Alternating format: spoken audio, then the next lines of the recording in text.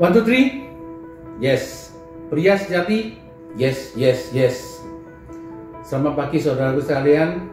Jumpa lagi di acara Coffee Morning with God. Semoga saudara terkasih dalam keadaan sehat walafiat. Dan jangan lupa tetap bahagia. Pagi hari ini saya coba akan membawakan sebuah renungan yang berjudul Goes Bareng Yuk atau Ayo Bersepeda Bersama-sama. Mengapa saya ambil judul renungan ini Goes Bareng Yuk? Saudaraku terkasih, pagi ini saya mau sharing. Sebelum masa pandemi, di dalam kesibukan saya sehari-hari dalam pekerjaan saya meluangkan waktu untuk tetap hadir dalam kehidupan anak-anak saya. Yaitu di setiap weekend, saya mengajak anak-anak saya untuk makan atau kuliner bareng, nonton bioskop bareng, hangout di mall, atau mungkin jalan-jalan keluar kota ke tempat wisata. Tetapi di masa pandemi ini, saya tidak bisa melakukan hal itu lagi karena situasi dan kondisi tidak memungkinkan. Di samping itu, di saat pandemi ini, saya diberi kesempatan untuk bisa tetap berkumpul dengan teman-teman sekomunitas di JFM, yaitu saya bisa berolahraga bersepeda bersama-sama atau goes bersama-sama dengan teman-teman komunitas JFM di dalam sebuah grup yang bernama Grup Mancal Sukacita. Kenapa dikatakan sukacita? Karena setiap kita bersama-sama bersepeda, ada sukacita, ada kebahagiaan bersama. Saya lakukan itu setiap hari Sabtu dan Minggu, saudara. Di saat saya kehilangan momen bersama anak saya di masa pandemi ini, saya tetap mencoba untuk mempraktekkan nilai camp yang saya terima di camp Priskat, yaitu tetap hadir dalam kehidupan anak-anak saya. Karena saya tadi bersepeda, saya coba mengajak anak laki-laki saya untuk bersama-sama bersepeda. Saya ajak dia, goes bareng yuk. Awalnya dia ragu, karena dia tidak punya minat untuk bersepeda. Tapi dengan sedikit memaksa, akhirnya mau juga dia bersepeda bersama saya. Awalnya rute-rute pendek saja sih, tapi lama-lama rutenya tambah panjang, tambah jauh, dan dia bisa menikmati goes bareng. Sehingga setiap kita mengakhiri goes bareng ini, kita mampir di suatu tempat, kita bisa ngopi bareng, bisa makan pagi atau breakfast bareng. Dia bisa menikmati itu semua.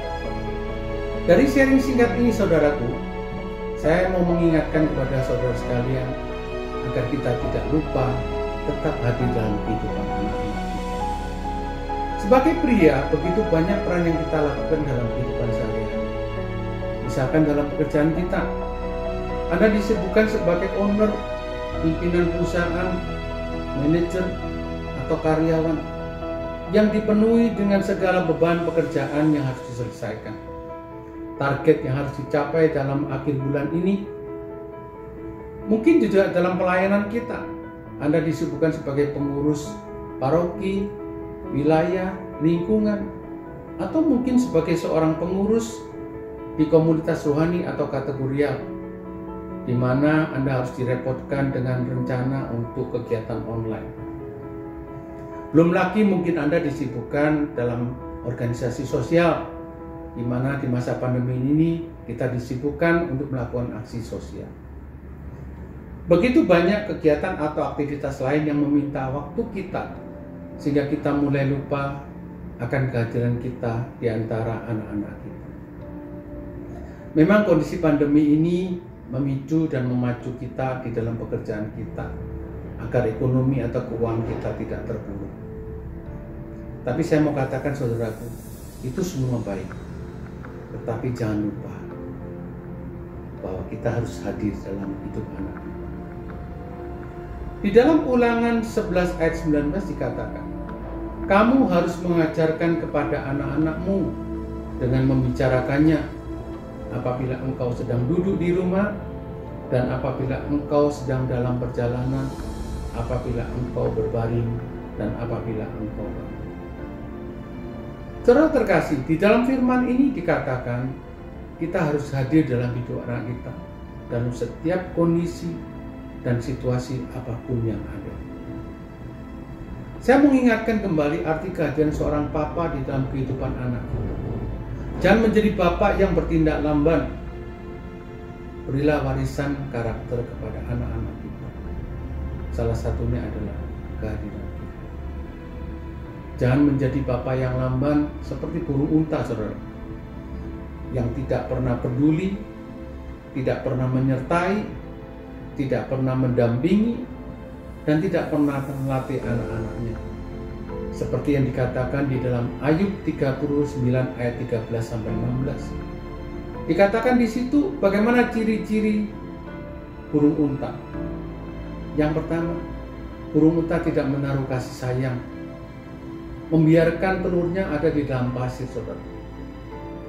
Yang kedua, burung unta tidak peduli atau tidak mau tahu mungkin telur itu bisa terinjak.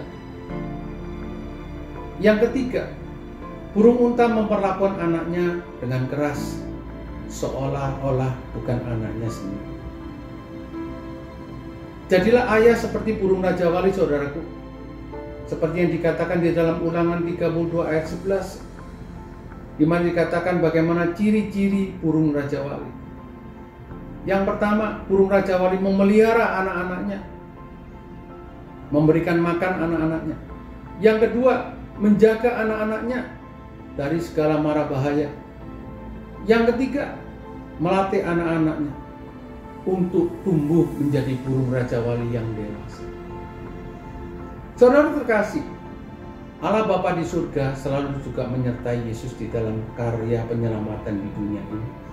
Seperti yang tercatat di Matius 17 ayat 5.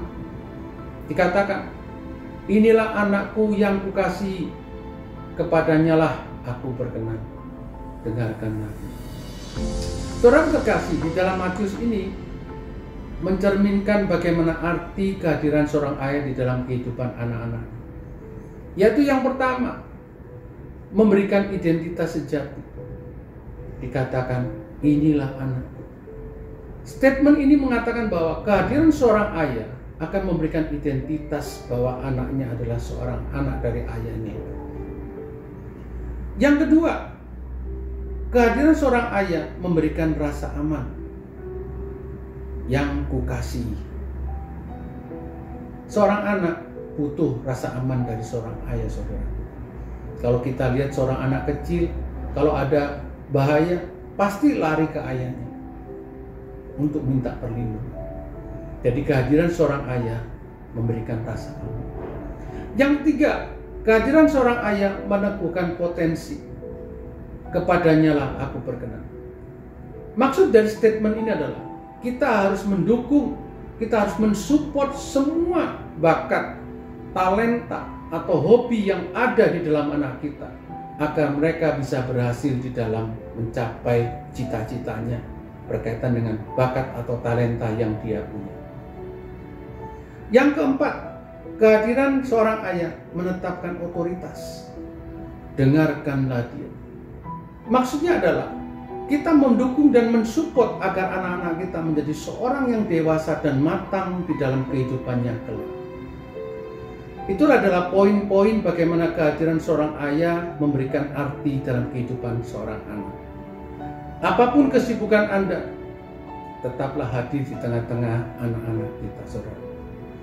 Kehadiran di tengah-tengah kehidupan anak-anak kita yang kita kasih merupakan sungguh hal yang tak ternilai dan tidak tergantikan dengan apapun juga. Inilah priceless moment. Semoga di suatu saat nanti anak-anak kita akan mengatakan kepada orang lain, aku punya ayah yang hebat, yang penuh kasih sayang.